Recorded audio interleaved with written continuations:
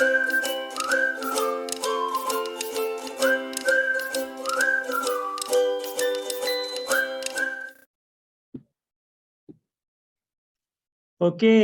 hello friends. So this role of client engagement manager is high rewarding, but at the same time full of different challenges. This session will not only cover the client engagement manager interview questions, but also how you will get this role. So there are somewhat similar roles with different names like customer engagement manager or customer success manager. Moreover, all these roles are similar only. So don't get confused with different names. Okay, so friends, before we introduce today's guest, if you are new to our channel, then please browse our channel. You will find tons of unique, valuable project management and Scrum related content. If you find them useful, please do subscribe. And friends, at the end, if you learn something new, please give big thumbs up in the form of like. Your one like is a big motivation for us. And we will create more such content in future. So let's go and had a word with our guest today. Friends, today we have Dev Kumar Verma with us. It's a great pleasure to have you today at our show, Dev. Friends, Dev is having close to 25 years of total IT experience, and from last 17 years, while he's working with Wipro, he had played multiple roles from program manager to delivery manager to senior project manager, and right now he's heading Cloud Center of Excellence.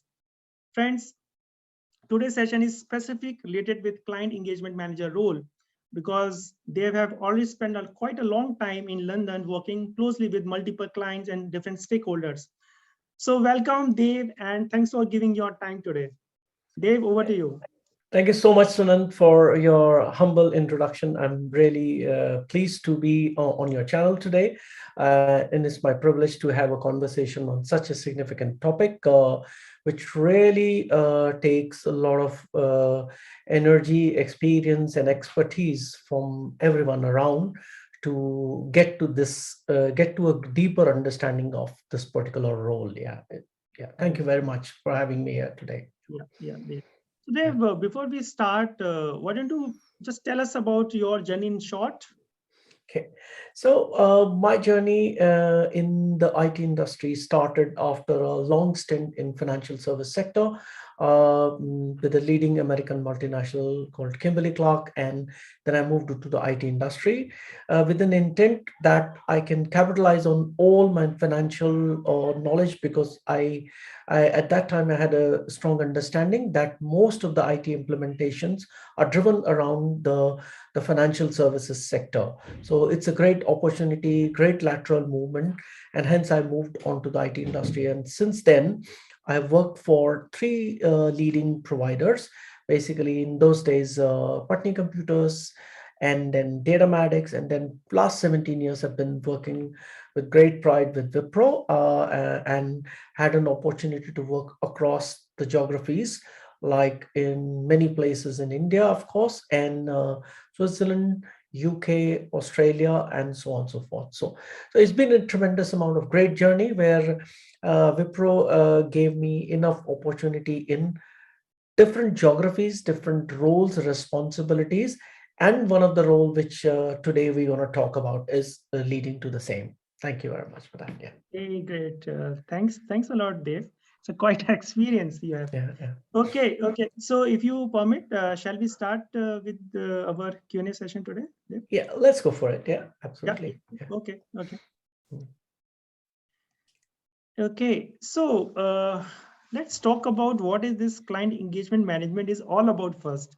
It's very important to understand this concept first, Dave. So according to you, what is client engagement management, Dave? Yeah. So I think it's a good starting point to understand. This particular role has been described at different organization in different forms. Somebody called as client engagement manager, success manager, customer manager, and certain places it's just a program management role rechristened into the engagement roles itself also. So it's a very critical role. It's the first interface to your customers, and to your organization. So if you are representing a service provider, you're representing consulting company, so you are the front face to your customers. And in the client engagement role, client engagement management role, basically, you really have to understand your client businesses, their intent, the future plans, and be with them in that journey. It's in very engaging role, as the name itself says, and it's an attached role. So you got to walk together with your customer. You can't be sitting in isolation and then you can understand your customer. I'm afraid that's not the case. You really have to walk together steps with them. So that's my understanding. And of course there are beautiful formal descriptions as well, which will help you to understand. But from my experience, I strongly believe if you are in regular contact with your customers, you understand their businesses before their future plans, before they really formally announce, you are doing a good job. Great. Thanks a lot, Dave, for your this explanation. Yeah. Okay. Shall we move on to the next question? Yeah. Yes, please go ahead. Yeah. Okay. Okay. Yeah, of course. Okay, so interesting. So, what makes a great engagement manager? So, basically, we are looking out for some key skills or a trait which you have seen. You might have seen with your experience, Dave, or Yeah. someone, let's say, who want to become an engagement manager. So, what are the different traits which you can look out for? Yeah. So if someone is looking for a movement to or a transition to an engagement management role, one really have to move from the project specific understanding of the roles and responsibility. Like many of us have done project leadership role, project management role, or a small transitions we might have been managing. So moving on to the engagement management role, it's a big step, of course. And what makes a great engagement manager? A person who have very good understanding of the customer business line, customer technological landscape, and customer services that they are, products and services that they are offering. We may not understand the depth of each of them, but we ought to understand the breadth of these dimensions is very, very important. Over and above that, to if you really want to become a great engagement manager, I would say it is important to understand their business, their work culture, and their local culture also. It's very, very important, because sometimes we are let's say we come from one particular heritage, and then we work with a customer with from different geography who has a different way of doing the businesses. Like if you do a business with Germans, probably the way of business way of interactions is quite direct. If you're doing business with British or American, you need to have a different perspective and understanding. You need to bring forth all the positives and negatives in front of the customer. So it's very important to understand their culture. Like in certain culture, the messaging has to be very direct. In certain culture, the messaging has to be in a step-by-step manner. I would not say polished. I would say you have to go in a phased manner to bring up the real content. So that's some of the dimensions. And at the same time, when you are leading a large engagement as an engagement manager, you ought to have a very good relationship with your backend organizations, as well as you should need to have a very cordial relationship with your teams sitting at the customer locations, because they are in your absence, they are going to represent you and your organization. Yeah. Okay, thanks a lot, Dave. Thank you. Thank you so much. Okay, Yeah. let's check out the other question.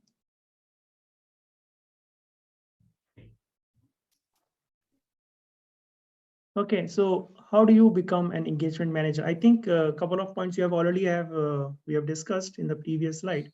But if you want to add on something like how part? Yeah. So becoming an engagement manager, it's a big change. in every organization of uh, our kind of stature, let's say our service level organizations, one, there are internally there are many paths being created to reach to the pre-sales role, to raise to the client partnership roles, or engagement management role. So I would say please look out for the in-house training capabilities which are also available in your organization. Beyond that, because if you really wanted to pick up this kind of a role, not only what is available within your organization, you also need to put a lot of efforts to become an engagement manager. First thing is that start stepping yourself, understand the business perspective, understand the cost perspectives of the what improves customer ROI, what improves customer experience in whether it's just a user experience or a delivery experience, or the like, even if we are, let's say we are dealing in any contractual obligations, how do we improve the customer experience? So all those dimensions, it is very important to understand. So if I try to summarize in different form, you need to gain the behavioral trait, you need to gain the customer mindset, understanding the customer mindset, and how do we elevate customer user experience. All those dimensions are very important. Also important to understand the financial and the legal construct for your customers. That will help you to portray yourself in your organization or to your future potential organization, that you can be a good you can become an engagement manager. Yeah. Hey, thanks, Dave. Thank Dave, I have you. a small follow-up question on this. So, do you think some sort of certification or some other educational courses, or maybe, for example, PMP or something like that, will going to help with this kind of roles, or you have anything similar you might be have done in the past, or you can suggest someone is looking See, out for? Yeah. See, these days, in the digital transformation era, learning has become very essential. People who think that they have learned into the business school, they have gone to engineering school, and after that they can stop learning. That's not the way the world is heading towards. So I would strongly encourage you to please do maybe in industry recognized certain programs on strategic management. They could be one of the starting point. You can pick up any management school. They might have an online program or a short-term programs that you can pick up. And even doing certifications like project management professionals or program management professionals, they will also add great value to your career, definitely. And they may not be able to directly help you, but they will be able to, using those credentials, you can definitely convey to your customers the confidence that yes, you are the one who can lead their engagement successfully, because you understand the technology well, you understand the business well, you understand the project and engagement management level concepts very well. So it is very important. I would highly encourage people to pick up such certifications. Yeah. Okay. Thanks, Dave, for clarification. Yeah. Okay.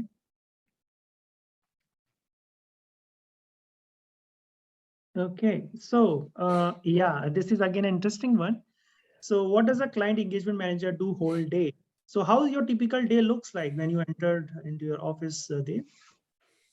So this is it's like my the day weekly plan is what a weekly plan or a monthly plan, I would say, is broken into the daily plan. So you really have to segment out times. uh, that means you need to have a heat map of your customers with you, who is so critical, what are their pain points, for that matter. So that will help you to design your day. So if I try to bring your attention to the what's the typical day schedule of a client engagement manager. you definitely look at your schedule, make your plans. I would say, if before you close on a Friday, make your plan for the next week itself. This is how you're going to spend time with your customers during the next week, or for that matter, in the next 2 or 3 months. So you have certain planned governance meetings in a day. So which, let's say if you're running 5 programs at the same time, so you may have a governance meeting where you are representing as a client engagement manager. So that representation is very, very important. Then based on your number of stakeholders that you might have, you must have a time slice for one-to-one connect with them. So that's one of the calendar item for you, or for a client engagement manager. Then also you need to at least have a weekly connect for your running projects and programs that you have with your leadership. It is very, very important, because uh, if you're running 5 projects at the same time, 5 project managers are running the show at the same time, they may have their own challenges. They may need certain places where they need to escalate or get support from your clients, your customers. So as an engagement manager, it is very important that you have time for such attentions as well. And over and above that, you should have some time for your teams. So you have your sub leadership layer, where you slice some time. And then not only to that, at least I would say, sometimes you need to go 2 levels down as well and have a connect with those people. That's also very important. And at times when you are meeting your customers after some period of time, though we are not doing any physical interaction in the COVID era, but at times you have to have time at some weekly level for kind of an entertainment time with your customers. You may have to go out for, depending on the customer culture, you may have to go out for some dine out or some drinks together with your customers as well. It's not only to please them, it's to build a connection. It's very, very important, because unless you have that connection with the customers, you can't do the responsibility very well. Yeah, that's true. Hey, thanks, Dave. Thanks a lot for walk us through your typical day and a week. Yeah. So great. Good to know. Okay. Thank you so much, Sunan. Thank you. Okay. So here comes a situational question for you, Dave. Okay. I'm sure you might have seen this kind of things in the past. Yeah. So now let's imagine that your client, have some complaints about your work, about the services, whatever the releases which we have done in the past. And now they want to leave you uh, and they want to go to some of the other competitors, right? There might be a number of vendors who are working along with you for the same client. So what you will do in that kind of situations? Because I think there's so much cutthroat competition nowadays, right? Every other vendor wants to take some pie of business, right? So you might have seen that kind of situation in the past, Dave. So how we can handle this kind of situations? Indeed, Sunan, this is one of the challenge as an engagement manager. Anyone who is aspiring to be, is this is one of the biggest challenge probably we will have to face. And I have had situations like that as well in the past. So one thing is there, that if we have reached to a situation like this, definitely there is something missing in our governance or in our engagement with our customer. And when in reality we end up facing a situation like this, we first of all, we really need to listen to our customers very well. We If we start going defensive right from the beginning, we won't be able to address this situation at all. At times there are engagement managers who are so passionate about their own organization as well, which everyone needs to be, but they start getting defensive. I would strongly recommend not to get defensive. Understand the customer challenge and the pain points. If there are service levels which has gone down, what is the business impact that the customer had, so let's say if you're working for a bank and the services which has gone down, it is really direct customer facing applications or services which are there, so it has a huge business impact onto them. So we really need to understand that pain point first, and we need to really go back to the table and figure out how we can solve that customer problem, you know because it is not only losing one customer at this point of time. This is usual trend. Every clients have multiple service providers at the same working at the same place. There's really cutthroat competition, as Sunand you have rightly said. So what we really need to do is we need to bring up what all achievements that we have delivered to our customer, what value we have delivered to our customer. And that should not be a time when a situation like this happens. This should be our routine. This should be our regular endeavor.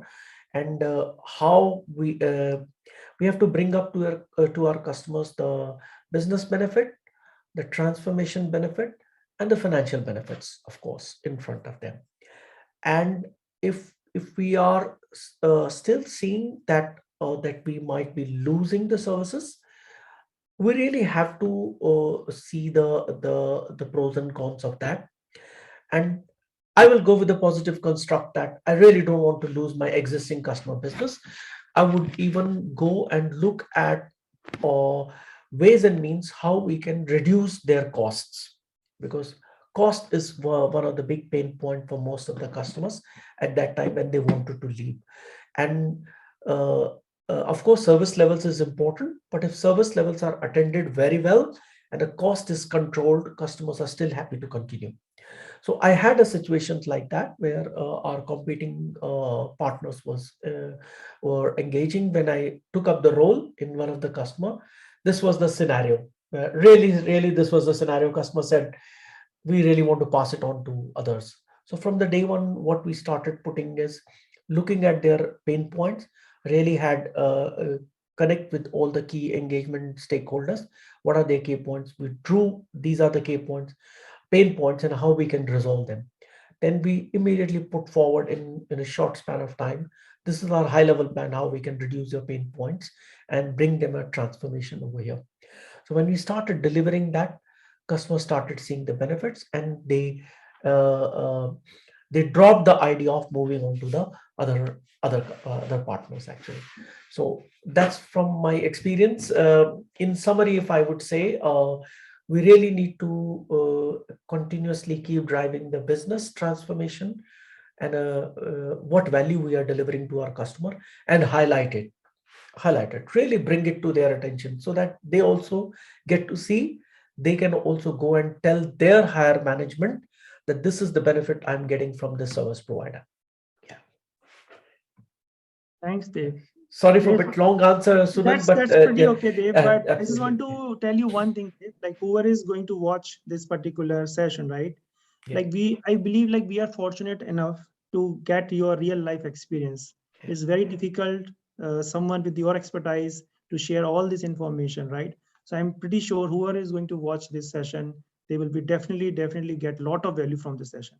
Thank So you so Dave, much. Very kind of you. Very yeah, kind of you. shall we move on, Dave? Still, we have a couple of more questions for you. Yeah, please go ahead. Yeah, sorry. Yeah. Go ahead. Okay. Yeah. So as you have already have mentioned, right, that you might working with multiple stakeholders at a time. So how you prioritize your work? Because maybe one time some VP is coming to you, is just sitting next to you. Maybe some director will come to you, and he or she may ask you for some sort of task or work. So how you prioritize all this work, Dave? That's the question. So prioritizing your customers' ask is one of the key responsibility as an engagement manager, and making such decisions is very crucial at times. And in the background, what we should have is, we definitely, as I mentioned in the beginning of my conversation as well, that we should have a heat map of our customer. Who's my influencer? Who's my decision maker? who is neutral to me as a service provider.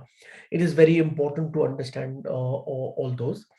And uh, prioritizing them is based on their business need. Is that what I would say? Is I would say that way, where let's say we have a customer, a senior stakeholder whose applications are really customer facing for the immediate external facing applications. We definitely need to prioritize them, because that will bring that customer reputation, market reputation of the brand down. So we need to prioritize based on that. And definitely what is their urgency of of the request also, we need to look at it. And if we need to be flexible as well, we can't be rigid in today's time, like agile principles also says that. But at the same time, we need to follow the agile principles of including something and taking out something as well. So if some high priority items comes in, we need to take off some low priority item from our schedules. So in the same manner, I would say one need to prioritize the clients and the stakeholders based on their business criticality, based on their the urgency. These are the two factors I would strongly believe. Yeah.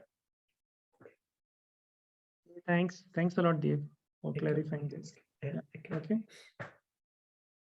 Okay. Yeah. So I'm sure this is a pretty common situation out there. So how you and your team will cope up with the stress, because it's very difficult, honestly, to sit just next to client, because sometimes client is expecting a lot of things from you, and some of the time you are under tremendous pressure to deliver those things ASAP to the client, right? So how, or what are the things which you do to ensure that your team is not that much stress, and of course for you as well? yeah. So stress management is become an essential part of your job responsibility these days. And when you are sitting at customer locations, of course, you ought to get a bit more stressed as well. So like there's a saying, let the boys loosen up. In You might have seen certain movies also, sports movies, where the coach often says that, let the boys loosen up, let them feel relaxed also.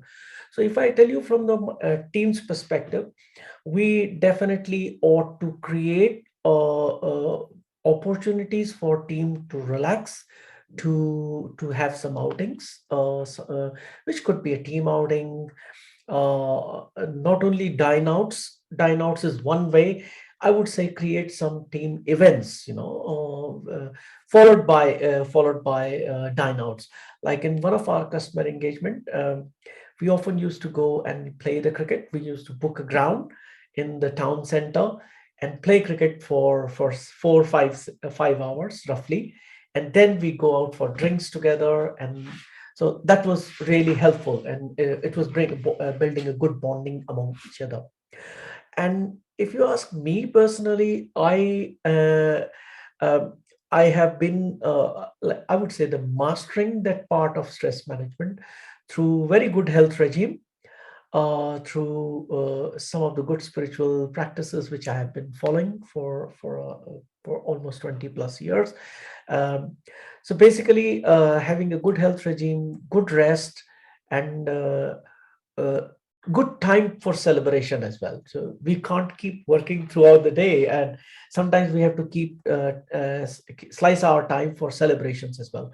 So uh, celebrate your victories and get ready for the next challenge. Actually, that's what I would say. So yeah. Hey, thanks a lot, Dev. Yeah. Okay. Okay. So I'm sure, like as a engagement manager, when you are just sitting next to client, right? There might be a certain ask or from your parent organization that you might bring some sort of new customer or new stakeholders or new business to your existing portfolio or to the existing program, right? So what do you do in those kind of scenarios? How, as an engagement manager, you will try to bring more business to your existing program, if you want to share? Yes, so a very, very important question because growth and expansion is one of the key part of the client engagement role and responsibility as well. Because unless we expand our footprint either in the same customer or in of the customers of the similar business line in the same industry, we can't grow. So the processes that I would, one of the key processes that I would implement is a very good governance process, very good, I would say, a monitoring and reporting process, which conveys the success stories to our customers. Um, for example, we should also have, let's say, we started the engagement 3 years ago.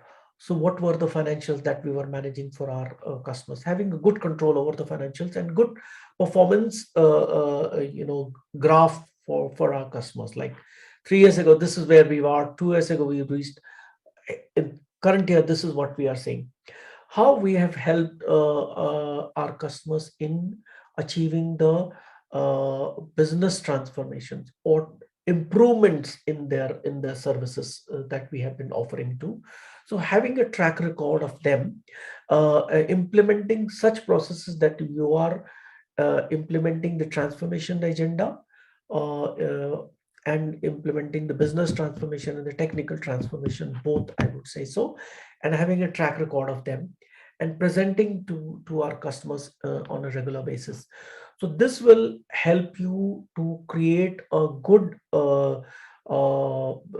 success story to your future customers, because future customers will also look at how we have dealt our business problems with customers of the similar nature in by the same service provider.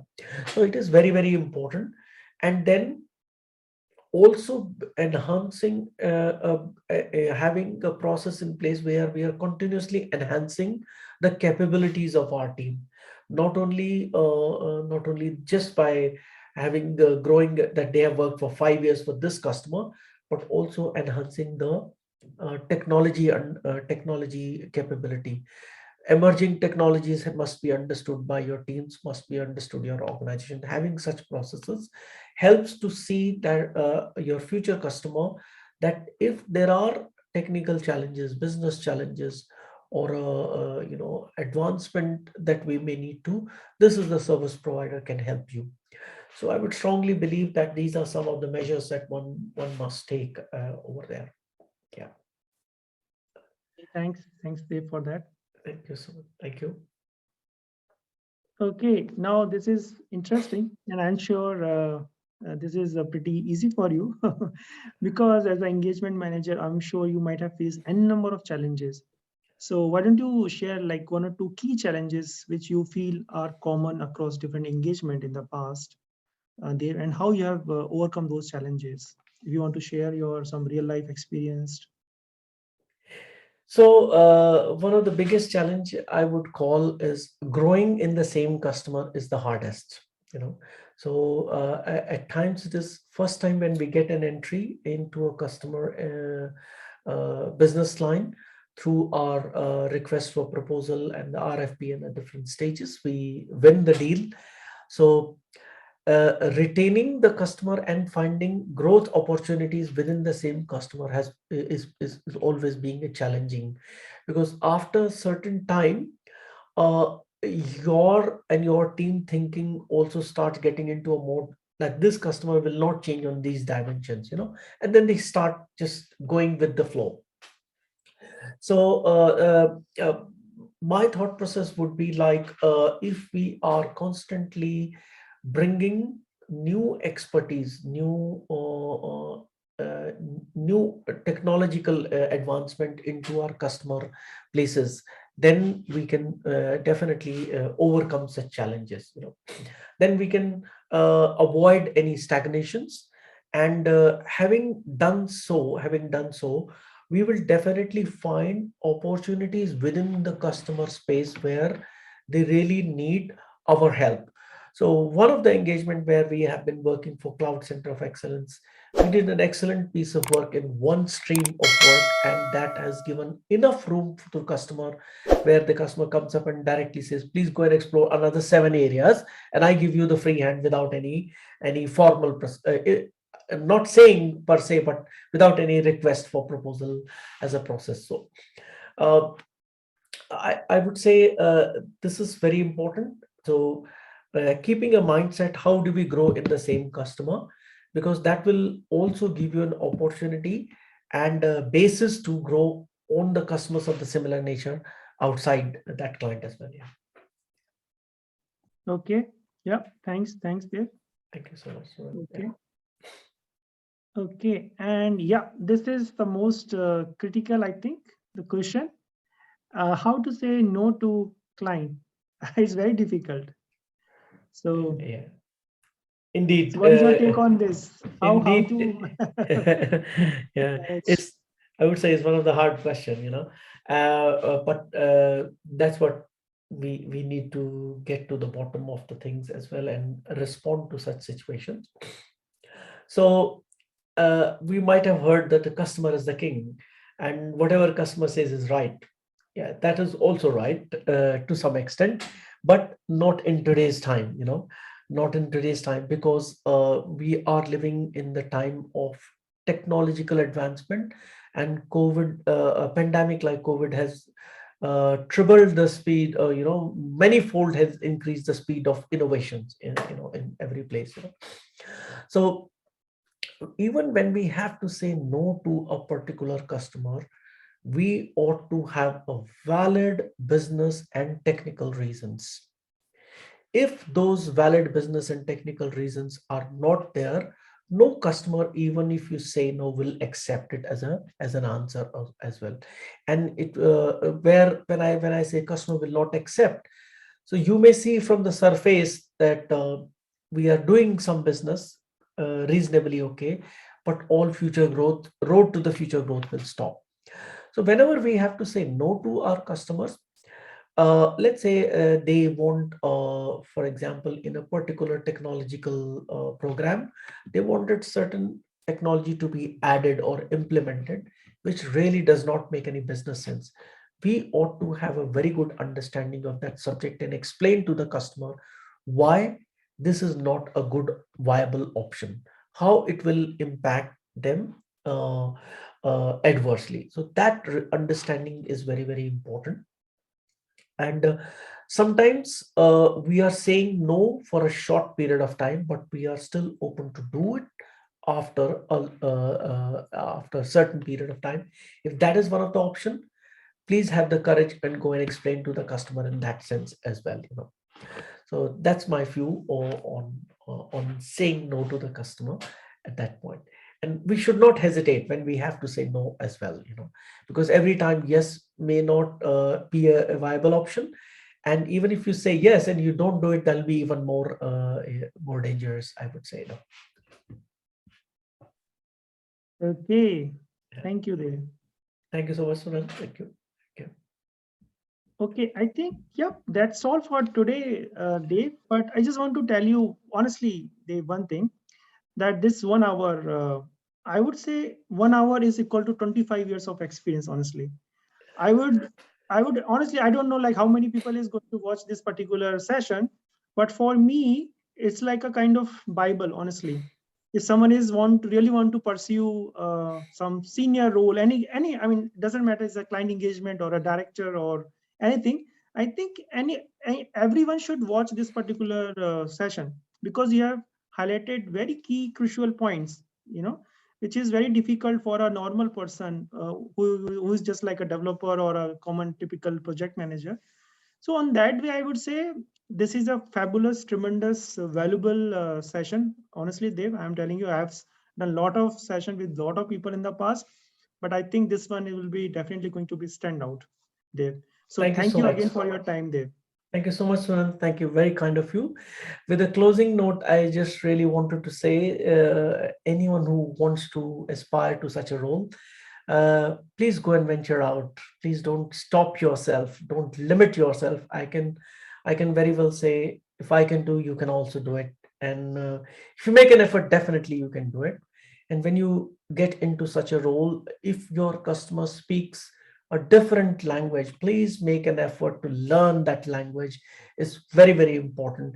Even if you can say hello to the customer in their language, it will build a very strong bond, a very strong bond. Yeah. Yeah. That's what I would say. So yeah, thank you so much. Okay, so with this note, thanks a lot, Dave. And we are closing this session, but I'm sure that in future we will have many, many more sessions with you, Dave. So Absolutely. yeah, Pleasure is thanks. mine. Thanks Yeah, a lot, pleasure. Dave. Yeah. Thank you so much, Sunan, for having me here. And thank you everyone for listening together. Thank you so much. Yes. Bye-bye. Bye.